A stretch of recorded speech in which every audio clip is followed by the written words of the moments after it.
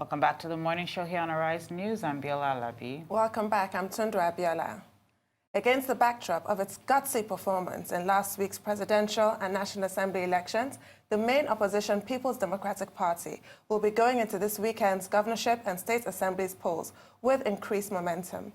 And to help us examine how the party might want to proceed on its mission to self-actualization, we have now been joined by Senator Adeseye Ogunlewe, a stalwart of the party in Lagos State and one of its national leaders, as well as Olusegun Fred Okemute Majemite, currently the chairman, Delta Central Campaign Council of the People's Democratic Party, a former special advisor and two-time commissioner in Delta State, south of Nigeria.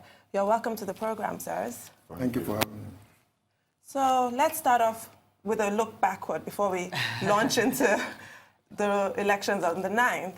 PDP at the national level is still reeling from the defeat at the polls. A lot of PDP officials have cited irregularities. There's a lot of mistrust at the moment. The presidential candidate, Atiku Abubakar, has decided to pursue his legal options. People are asking him to concede and not to take that course of action. Other people are encouraging him to go as far as he possibly can legally. Where do you stand on this, sir? Thank you very much for having me. You know, the Constitution of Nigeria and the Electoral Act has provided for options after the conclusion of an election, what you must do. And I don't have any doubt whatsoever that Atiku Abubakar has a case that he can prove in court or in the tribunal. And they are very overwhelming. I was reading, we are lucky this time, the guideline from INEC also gave room for the usage of the smart card. Unlike before, where smart card reader was never mentioned either in the Electoral Act or in the guideline. But this time around, Section 28(3) specifically indicated that where there is an election in a polling booth and the card reader does not work, that election is null and void. So that is what the legal team will go and prove. How many card readers were on the field, how many were used, how many were not used. And they can calculate the figures from there. And you will be surprised what is going to come out of it. I am very confident we have a way out of this matter. Okay. Very confident. Olusegun Majemite, do you think Atiku Abubakar should concede? The general phrase we're banding around is he should make that call. Or do you agree or do you support his recourse to legal action? Well, yes, I do. Like you said, that for the way the elections went, normally would have conceded. But like my brother just said now, too many irregularities are involved. And then the only way to go is for us to go to the courts. So that I leave not for anything. Let us satisfy ourselves. Let us prove that, yes, there were a lot of irregularities involved in the last elections. And like you said, if you look at the figures alone, you'll be amazed, especially from the Northeast, where war ravaged a particular state, yet that same state is producing among the highest results. So that's one of the things that we need to go and sort out in the courts. So I agree with him completely. Do you believe that pursuing this course, this legal course, is a distraction to the upcoming governorship elections? No.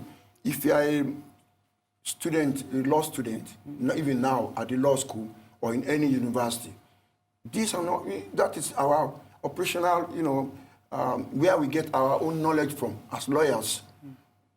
Just as doctors going to the theater, we are asking the doctor not to perform, a surgery.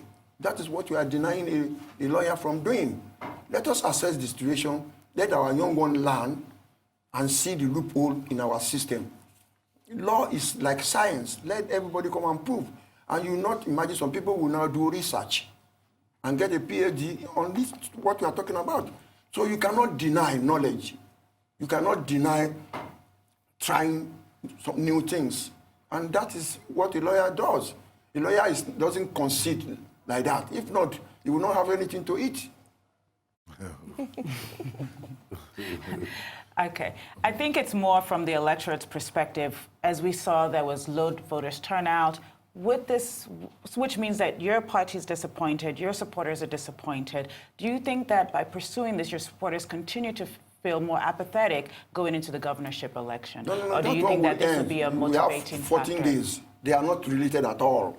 We have 14 days to file.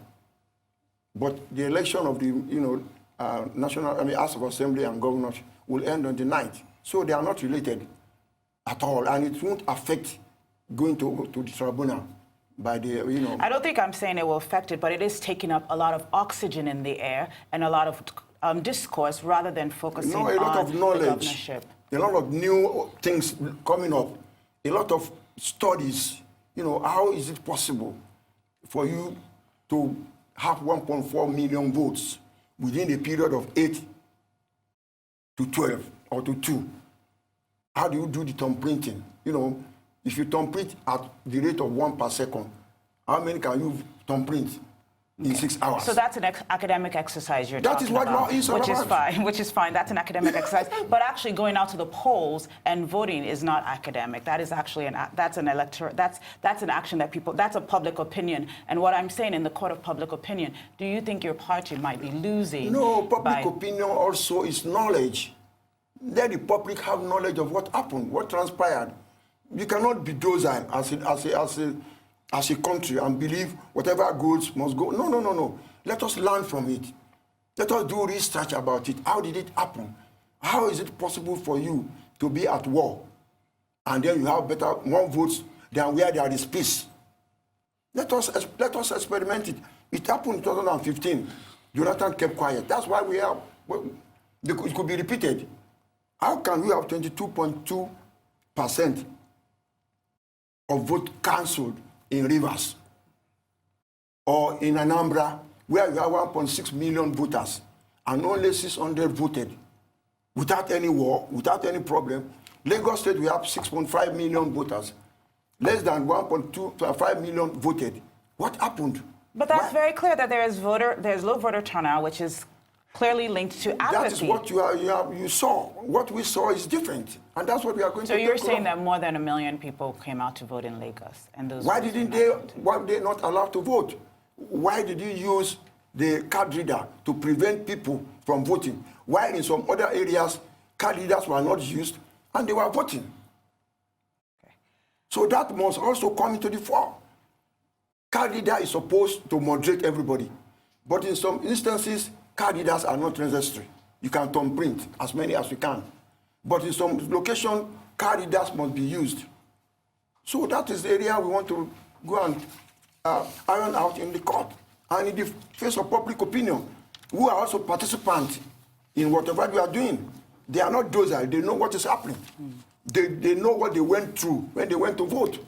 They know how they were harassed, how they were intimidated. And they have video clip. We are lucky. Things have changed in Nigeria now. Social media is a god with almost everything we are talking about. So you cannot pretend that things went well without any hindrance. There are many problems, many that need to be proved in the court. And what is your expectation of the outcome of this process? As a lawyer, you don't predict. We don't predict. But what is your own point that you are going to prove? Then the others will now bring their own. Then on the probability, it is left for the judge, unless you want me to be the judge now. No. No, I'm not saying you should be the judge. What I'm saying is you must have an expectation. You must have an expectation. We are clear what we are doing. We've done a lot of research. It's not rock science. These are the things we prove in tribunal, and they know it. If not, why are you saying don't go to tribunal? Don't go to tribunal. With due respect to our leader, Buhari went to tribunal 3 times, up to the Supreme Court, so that he can vent his own anger about the result of the election. Nobody spoke about it at that time. Why must you pretend the article from going to tribunal? That is his right. And every member of PDP, we are in his support. Total. Ogunlewe, you mentioned the state of Borno and the voter participation there, but PDP actually queried Yobe and Borno in the northeast, queried Zamfara in the northwest, and Nasarawa in the north central. and wanted the results cancelled outright. These are grave allegations against INEC. PDP also said 5.1 voters did not use smart card readers. What now makes you trust INEC as you go into Saturday's elections? How do you trust an umpire that your party has accused of irregularities? Yes, grave irregularities. Yes, suppression, mischief, perhaps. Because there's also the supplementary presidential and National Assembly elections taking place on Saturday as well as the governorship and State House of Assembly. Well, like my colleague said, you see, the materials are there, the carriers are there. No matter how they're going to manipulate it, I'm sure that all this will be unraveled when we're in court. And like those states, they're just making cases that those elections should be cancelled. But you see, but if you look at the voting pattern this time around, even the man on the street will know that so much damage has been done to our electoral system. Because we thought that this time around that we improve on our last elections. But again, what we have seen now in the last election is rape of democracy. And the only way we can control it, not for anything, is for us to go to court, which I'm sure the leadership of the party has decided. And our candidate, our leader, Atiku Abubakar, has taken the right step. He has rejected the rules, and we all stand by him that we should go to court. But that's the only way you can sift the way from the shaft. We won't allow it to go. And the matter will be in court. But we strongly believe that justice will be done. And like I said, the materials are there, the carriers are there. Then we are going to ask for all those ones. Kind of very simple. How many people are accredited? How many people voted? But even those areas that they use manual, let's first don't use the carrier to know how many people are accredited for those voting. If you do that, I'm sure that it will be very clear. I'm sure that we are putting pressure on Atiku Abubakar not to go to court. Anybody who is doing that is unfortunate, but I'm happy that even the chairman of the Peace Committee has said that that is the right way to go. So that everybody can be satisfied, even not for anything, that yes, justice has been done. Is to stall is that it doesn't happen again, because the end of one election is the beginning of another one. So if we don't control it now, chances that it will continue to repeat itself. Like you said, it happened the last time, but nobody said anything about it. You don't consider, but this time around, no, nobody will take it at all. Nobody will take it. So that's why we're going to court. We're going in a peaceful way. If the court decides that we're okay, yes, we know that we have done our best. Like you said, we will learn from it. We'll learn every day.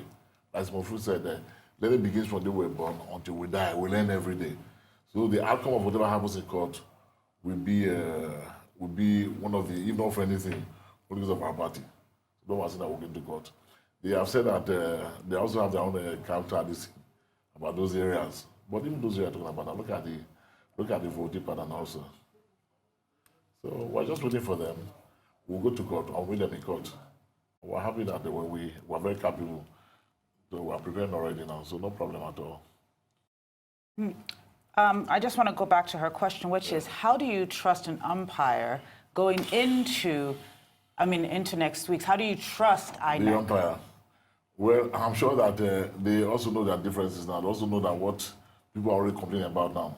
So we believe that whatever they have done in the last election will not repeat itself. That's true. And again, we have also learned our lessons also. We ensure that we not only vote, but also ensure that those votes are protected. What happened is that in some areas, we understand that the carriers were manipulated. We have told all those involved. We ensure that that every polling unit, we ensure that those card readers are queried, that's reduce them to zero first.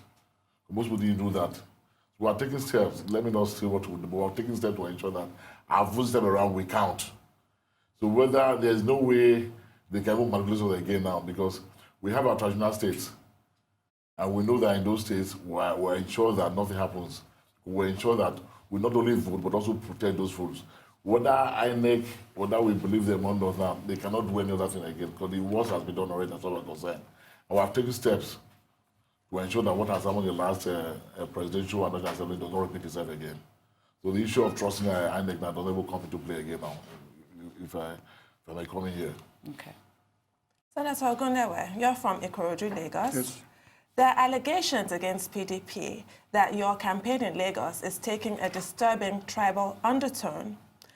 What is your view on the general topic of the participation of non-indigenes in Lagos in the political process, whether from voting or assuming political positions? Do you as a Lagosian feel that people who are not from Lagos should not assume political positions in Lagos? And I'm even referring to people from the Southwest as well. It's a daydreaming. Anybody that is thinking like that is not facing the reality. I was born in Lagos Island, number 8 Okoya Street. I went to St. Patrick's Primary School. I know the composition of the community. I know when everybody started to come to Lagos, and I know what it is now. Even now, we have 4 houses in Lagos Island. All of them have been taken over by non-Yoruba speaking people, and they are predominant. An election is about number. How was it possible for an Obama, who is from Kenya, to be the president of America?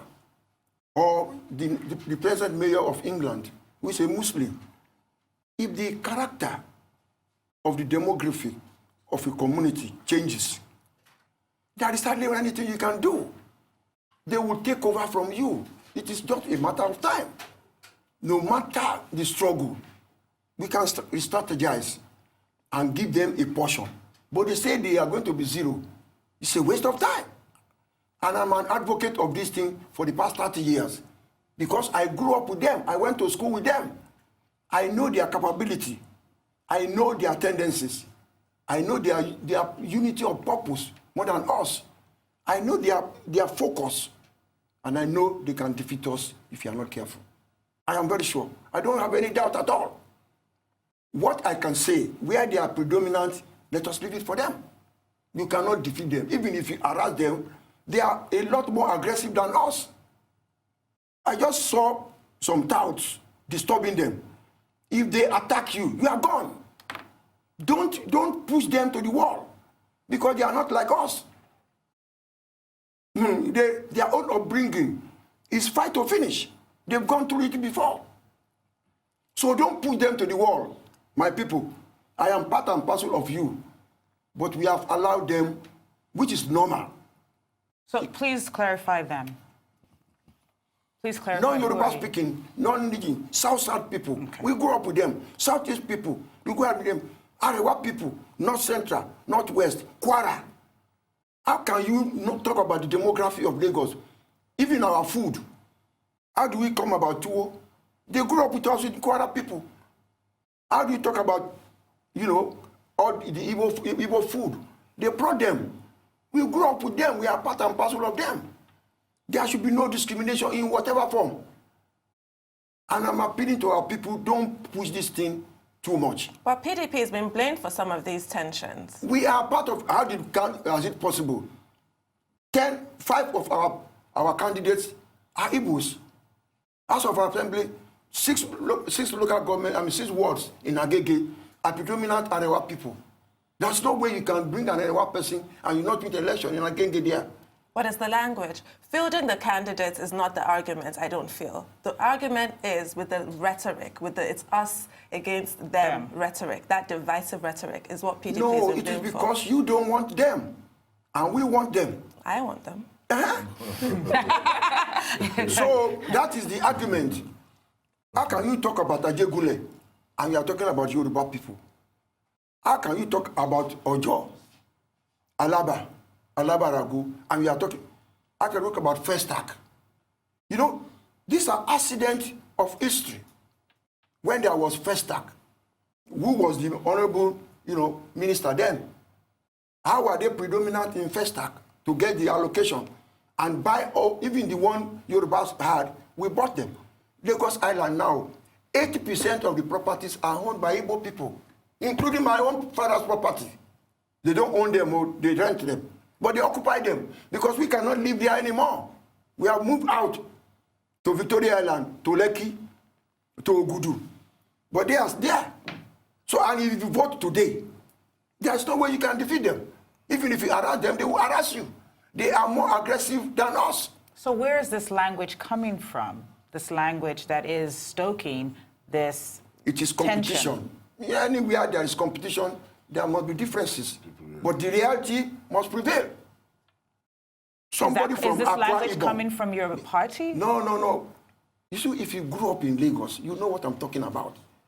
Our cooks, we are from South, Calabar people, the entire Tojegule, the composition of the demography, by accident, it doesn't favor us. And there's nothing you can do to change it now. It's too late. So let us concede a portion for them. There is no way you can take everything. So you're saying that let's create a space, not integration? I'm just trying to understand. No. I'm talking about election now. Yes. We are in England, where Muslims are predominant. They bring out Muslim parliamentarians, and they will win. So why do you think it is different from in Lagos? In Kano, an Igbo person became a councillor. Why is it not possible? In Ibadan, there's an area, I have a friend who is an Hausa person, he became a councillor. These are realities. There is nothing you can do. And it's all over Nigeria. People congregate according to ethnic background in every state. And when they decide to do something in that community, there's hardly anything what you can do. They will win. And that is the fact. They will win. Okay. That's what you can do. I think before we go into some of the state-by-state expectation and some of the breakdown, I think what I am curious about, Mr. Majemite, is as you look at the party and even though you're going to the tribunal and you're in court, most of the electorate see what happened last week as a disappointment and also as a loss. How do you keep this electorate motivated as we go towards the next election? And actually, do you think you're going to have an increase in voter turnout next week? Yeah, Chancellor, what we're telling our people now, the electorates, because like you rightly observed, ordinarily there ought to be jubilation everywhere, but it's like people are mourning because that was the expectation of the people. What they expect, they said they will change, but that has not come now. And I'm sure they have even fired them more so that they can ensure that what happened the last election does not happen. So we'll come out more again now to ensure that at least the party they believed in will eventually emerge. They will want to, in the only two way, vote en masse for the party that believe that ought to have won the election. So I don't believe that it is going to affect the turnout, though. I don't believe so. Instead, we will fire them more to ensure that they vote well and their votes are protected. So it won't have any way to affect them. Ordinarily, like I said, people ought to be jubilating by now, but with what has happened, people even wonder whether elections have taken place. So I believe that come this Saturday, they will all come out again to ensure that I leave not for anything, to ensure that they vote the party that they believe that ought to have won the election, just to prove a point. And in Lagos, sir, what do you think we should expect for voter turnout? They will come out irrespective of intimidation. They know it now that those people cannot be cowed because they have fundamental right to survive here. You can live any part of Nigeria, and if you have your money, you can buy property there. Your children can go to school there. You can have businesses there, and you can vote there. So let us allow them to come out en masse and vote for a person of their choice. Yes. That is democracy. And believe it or not, anybody who attempts to cow anybody down will be resisted. And I am warning, it can lead to what you don't expect. It is a free society. And you cannot intimidate me and tell me who to vote for. Canvass with me, embrace me, toast me, give me things, like you say, give me comfort that if I vote for you, I'll be comfortable. But when you are aggressive and you are not in power, how do I now put my life on you when we are going to be in power? It's a double-edged sword that can really make them not even vote for you at all. So don't be too aggressive. It's not necessary. Be persuasive. Tell them the advantage they will derive by voting for you, not attacking them. If you attack them, it will give them more impetus and courage to vote you out. So let's take a quick look at Delta State, where your governor, Governor Okowa, is up against APC's Great Oboro. Yes. What's the prognosis? If you're from Delta, you know that there will be For us, it's a done deal because in Delta State is PDP and PDP Delta State to start with. And since the Fourth Republic, the PDP has never lost any election, at least the go-by election in Delta State. And with the governor now, the present governor, Okowa has done so well that even the opposition, they agreed that he should come back. If you look at the voting pattern in the last election, we discovered that in Delta State, we had about 85% or thereabout. We only lost the one Senate and the one House of Reps. We won the rest. The whole of Delta North, Delta South. They had all their candidates elected. It's only Central that we lost the Senate and one House of Reps. And of course, what happened again?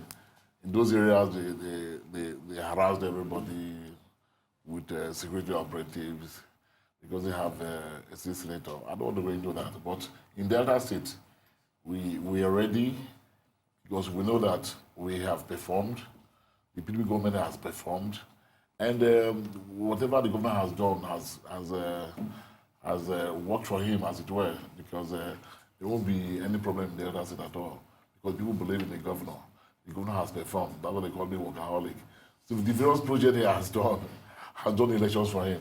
That I can tell you. So if you ask anybody in Delta State, we'll tell you forget about the governorship, not consider on maybe the House of Assembly for anything. But in Delta State, I can assure you that the margin will be stupendous. So Delta is in the bag. No, not Delta State. No, talk about that. Okay, Senator Ogunlewe, let's talk about Lagos. We've had a lot of great candidates in the Lagos governorship race, but it's really the same as Delta, distilled to two, Jimmy Agbaje of PDP and Babajide Sanwo-Olu of APC. How prepared is Jimmy Agbaje to go up against APC again? No. Every candidate is prepared. The only X factor is how do you now approach the election? How do you behave on the day of the election? Do you bring cults? Do you bring touts? Do you bring talks to disturb the election instead of you campaigning and canvassing for people? Why must you bring, violence, which is very unusual? We've never had this level of violence in Lagos State. So let the people judge. Let the people, they say, Otoge for Lagos, that is enough is enough. You've been there for 20 years, let us have a change. But they also say, Ofete. And so what will prevail? Which one will prevail? You will see the one that will prevail. Even if it is not now, Otoge will come one day.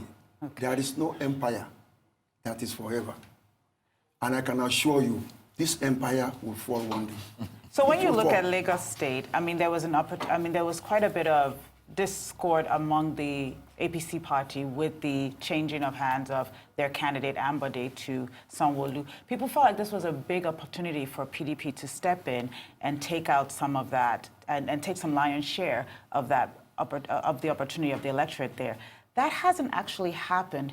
Why do you think that hasn't happened and that this is, when you hear Majemite talk about Delta, it's in the bag. Incumbent. Yes, I know it's incumbent, I know. But with the opportunity you had, there was a big opportunity there in which the state was actually, Lagos State... It's because you are not part of them.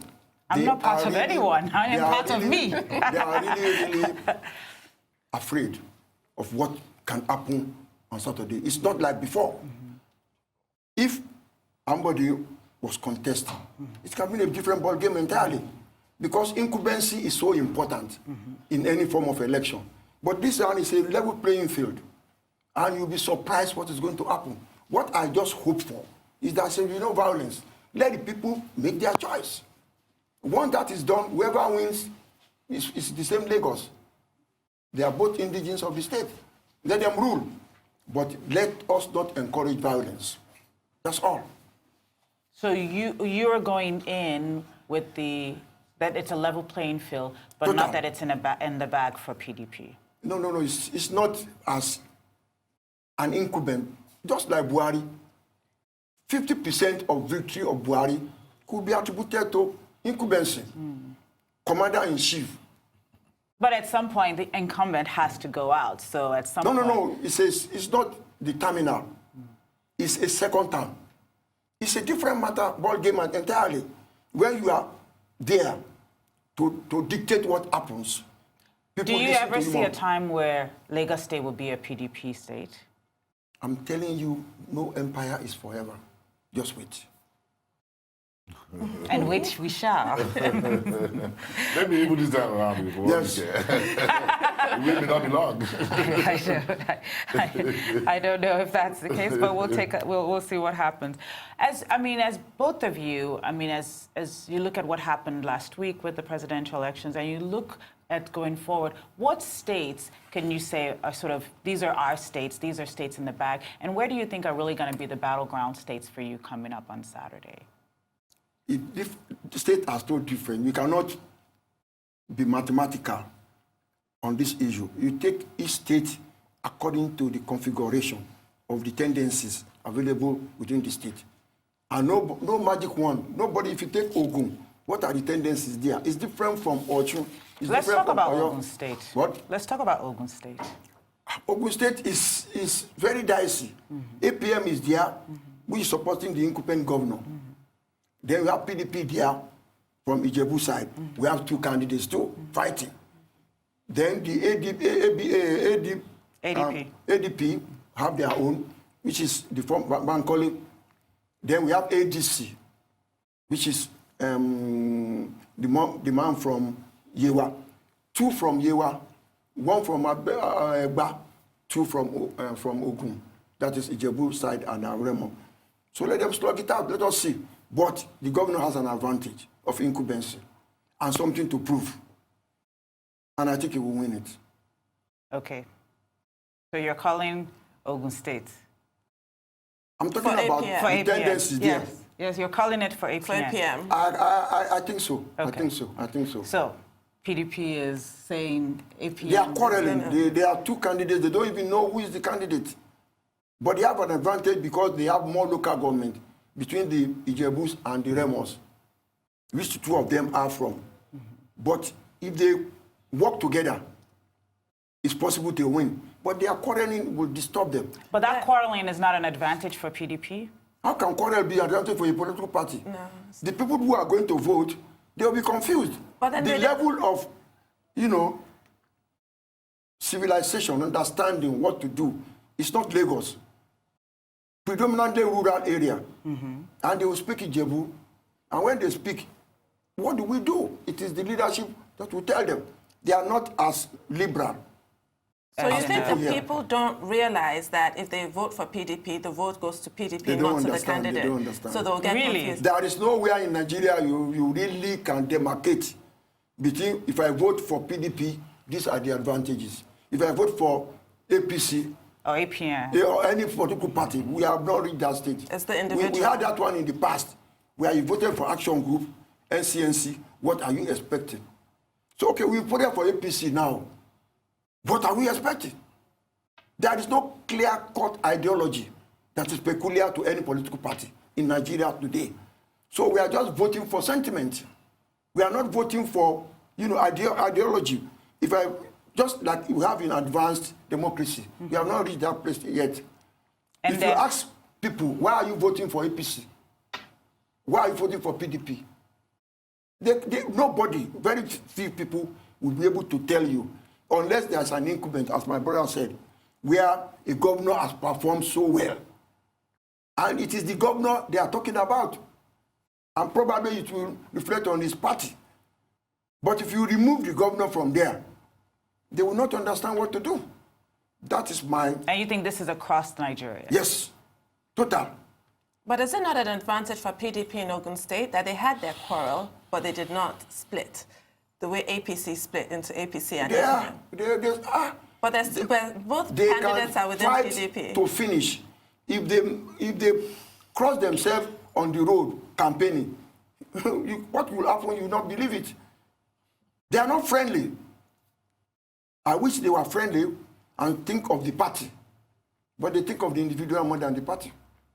Mr. Majemite, why do these internal wranglings continue to rear their ugly heads? Does it not weaken the chances of a party and the structure, as Senator just described? Why does it continue to happen? And it happens all over Nigeria. Yes. It does.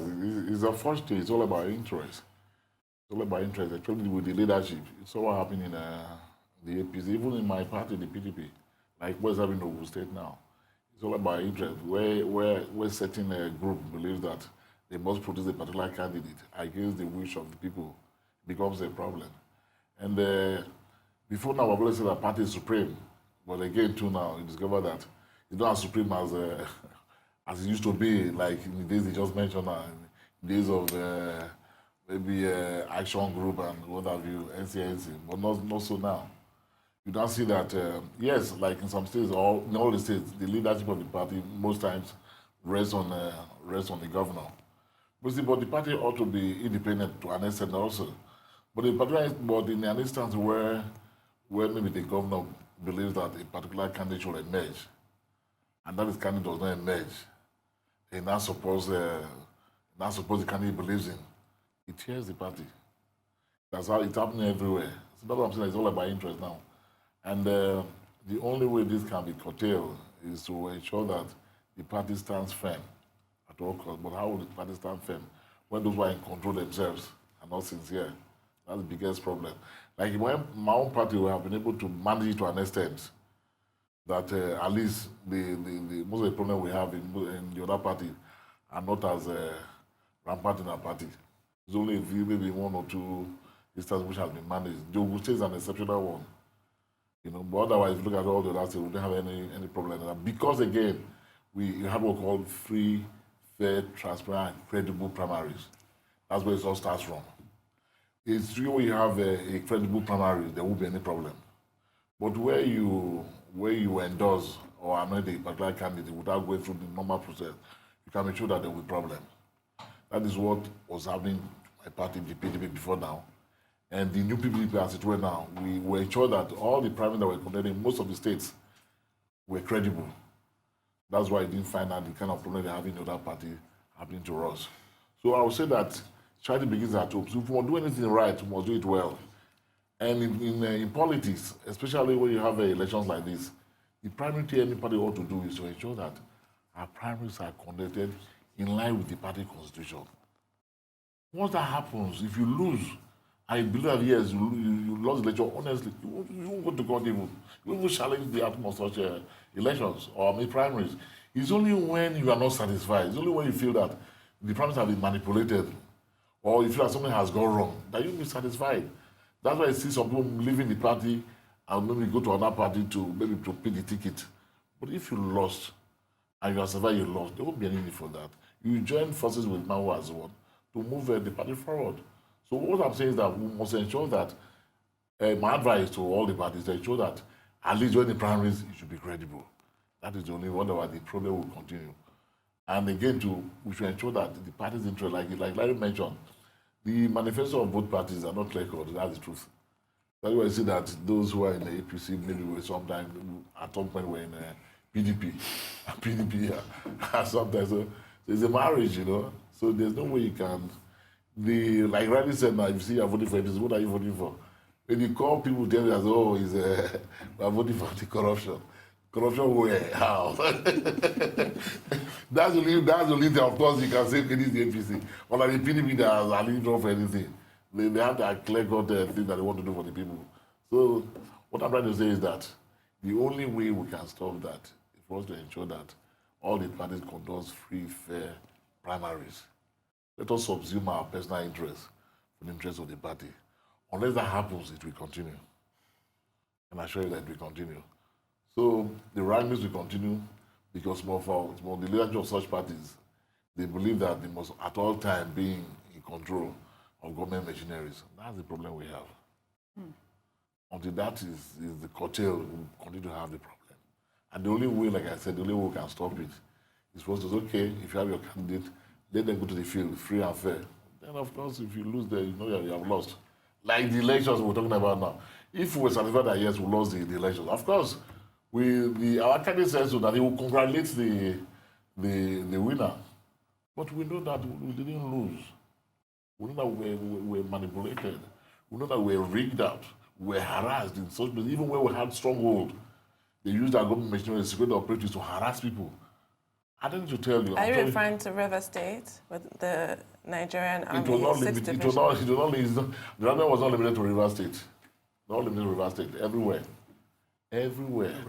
Not River State. In the last election, I played major role in my state, for instance, and I know what happened there. Because some of the reports are that PDP also tried to manipulate the process. Senator Ogunlewe wanted to jump in. Two things, please. It is the responsibility of the chairman of INEC to deploy security, to tell the police or the army where they should go. It is not for the head of the army or the IGP to deploy. That is what the law says, the act. But that is not what is happening. And that is why Mahmoud must know what to do. Anywhere it does not approve the deployment of security, and they go there, he must make noise. Number two, to prevent any violence in future. What we are seeing now is a child play to what could happen 2023, because the cabal, we have cabal in every political party. We have godfathers in every political party. Their intention is to hold on to the structure of the party. Under Section 148 of the Constitution, the National Assembly has responsibility to determine what will happen in any political party. My advice, INEC should be empowered to conduct all congresses, all primaries. Don't leave it with the godfather. This country will never be in peace, because the godfather wants to impose his own person there, whether you like it or not. You can see it happening. But the majority of the members prefer another person. Can you imagine Buhari won the primary with 14 million votes for his party members alone? And when every other Nigerian voted, he had 15 million votes. Well, they came out for the party, they didn't come out for the... That's what it means. You know, that is how ridiculous we can go. And it is not helpful. But if it is controlled by an external body, you will see a different Nigeria. Honestly, we should not allow leadership to determine the structure of the party. We will never get it right. We will never get the best candidate. That is why people who are knowledgeable, who are available to serve, cannot participate in politics, cannot win in any primary, cannot win in any party, any congresses, because you are not part of the cabal. But isn't this an indictment on the parties rather than about INEC? This is basically saying that there are no ideologies guiding the parties. The people who are holding the parties will never give up. When they went to change the constitution, not too long to run, I just laughed. They have no chance. Unless an external, and they are more than us, the youths. For their future, let us change the Electoral Act and make an external body to do party congresses and do party primaries. Then the youth will have a future, because they can use their majority in the party to determine who is going to be the candidate. But as it is now, it is the cabal, the leadership in the party, that determines the candidate, no matter what you do. At the state level, at local government level, at the national level, they will sit down, this is the candidate. Wherever even if you are more than them in the party, they will rig it. All right, Senator Ogunlewe, I have a question for you. Based on what you're saying, you're talking about the cabals, you're talking about the party structures. When you've also said earlier that no empire lasts forever, can you give us a sense of what you think is happening in Kwara State, especially as people believe that that empire is beginning to dissolve? My own take is that Saraki took everybody for granted because of Sarakite. He has very formidable supporters, but probably he was too much involved in outside politics. He wanted to be president. He wanted to be the DG of the campaign organization without looking back to what is happening at home. This is a lesson for him that politics is domesticated and you have to be on ground to tell your people what to do. If you believe... But you're, on one hand, saying that there should be more of this cabal-like behavior, which is that he should be on ground, he should be doing this. At the same time, you're saying that people should be looking... I mean, he's also doing other things, so isn't that part of what you want? Then you leave a gap at home. And before you come back, the gap has widened. It is normal. If you are playing politics, look back into the community. Stay there. Don't ever believe what they are telling you. They may be doing something behind you, and they say, Rakadede, everything is okay. In the night, they are... You know, politicians are very mobile. You cannot trust them. Mobile. I like that The mobility. You hold meetings in the morning, in the afternoon, in the evening, in the night. Before the next morning, you cannot determine what they can do for you. You cannot. You must be constant with them. You must be in liaison with them. You must not allow them to have opportunity to, because they want to be like you too. They will say, why must it be him for so long? Let us upstage him. So is your argument that the empire must continue to be built locally? No, if you look back, I'm not, there are two different empires. The empire of freedom, of taking all the money. You can see the bullet vans moving in a community of poor people with aeroplane, with aircraft. That is too much money, which could have been invested in industry. Dangote has taken over our own Freeport zone with 650,000 capacity of refined oil. That is a person with a focus. Mr. Man, with this big money, go and establish an industry like that. Don't focus on politics. Go and read Awolowo's book. These people are deceiving you. They will spend all your money and they will hit you at the back. I can assure him, anybody who does not know the politics of Nigeria will think money is everything. You have money, you use your money to influence their own victory. When it comes to your turn, they will teach you politics. These people are far, far ahead of us in political analysis. You are wasting your money, Mr. Man. They will never, never allow you to rule. It's not possible. When the chips are down, Awolowo will tell you what you went through. Zik will tell you what you went through. These are masters in the game. You cannot protect them. Don't take them for granted. They are not as simple as you are looking at them. They are more advanced if it comes to power. They know how to use power. They know the importance of power. In the chemistry of Nigeria, we have taken over the banks from them. Telecommunication, NEPA. What is left other than power? They will not joke with it. They will not leave it. And they have shown us that they not have the power to rule forever. And that is why I laugh at people of the Southern extraction when they are jubilating. They are jubilating in foolishness. How so, sir? They will teach you politics. You say, go and read the history of Nigerian politics. You will know what I'm talking about. These people, they will pretend they love you. But when it comes to power play, they are masters. Take my words for it. Okay. Well, we had two presidential candidates from the north, sir. So why is one preferable? We're talking about restructuring. One is a conservative person. It's a core northerner. They know their values. Go and ask Chanusi, Davido Chanusi, what is said that will bring the North out of conservativeness. When I hear APC, we are progressives, I laugh. Which part of you is progressive? You are conservative. We are working with conservative people who have an idea of how Nigeria must be run. And they are not taking it for granted because you have taken over 50 to 75% of what they were enjoying before away from them.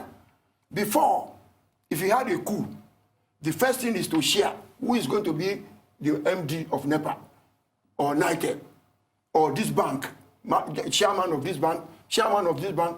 That was what they were enjoying. But everything is gone now. All the newspapers, they don't have anything to do. All the banks, they don't have anything to do. You think they are foolish? If I were them, I would think. I won't think like you. But it's just a matter of time. It's a matter of time, if you ask me. It's a matter of time. Because every day we are beginning to know that the difference between us and them. That's why we're having on restructuring.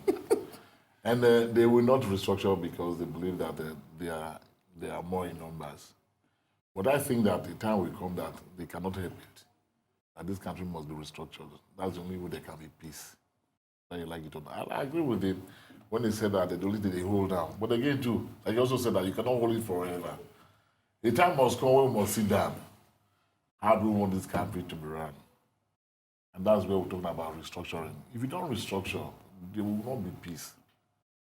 I'm telling you, the agitation from some part of this country that they wanted their own self-rule will continue. We continue. Look at what's happening in this country today now, whether you like it or not. It's tilted. Look at all the appointments. You said before now that when there's a coup, everybody sits down and agree on who gets what. But now what we have now is real dictatorship. All the appointments, you look at them, most of the appointments are tilted towards just one area, one religion, and where we say that we're in a secular state. I'm telling you, the time will come. It's not even far again. The time will come when this country must be restructured. I'm telling you, it must be restructured. And we won't continue to be living in this 70 that we're living in now. This country, we cannot say we're one Nigeria any longer again now. There was a time when you need to have an outside friend for you to grow any business. It's coming back again now. Like what is happening now? You need to have a contact in the north, where people go to the north to get maybe an email to talk to them for them to get something done in the south. It's unfortunate. Is that one Nigeria? So as we wrap up, I'm sorry to interrupt you. As we wrap up, I just want to understand, you're going into next week. Yes. What type of consolidations do you think will be happening for your party as you go into next week's governorship? No, of course, if you watch how the votes has gone now, I can show you that PDP get more states.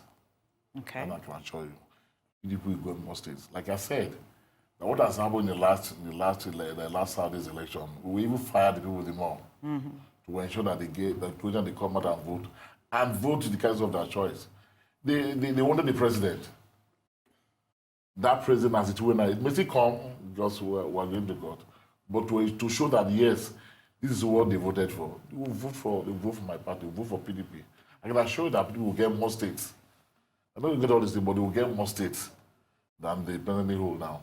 I can assure you that. And Senator, what do you expect for Lagos next week? Definitely, PDP will get more states. The factor of Buhari is no longer there because, take it or leave it, he has so much, popularity among the low-income people, the grassroots people. Their perception of him, wrongly or rightly, what he's doing to protect the interest of his people. The more we criticize them, the more they think, okay, they are being hurt. Let us do more for them. And they will do more because that pleases their people. Because it is how they can survive in Nigeria. If you put their people here, all of them will rush there to make ends meet. If you put their people there, they enjoy it.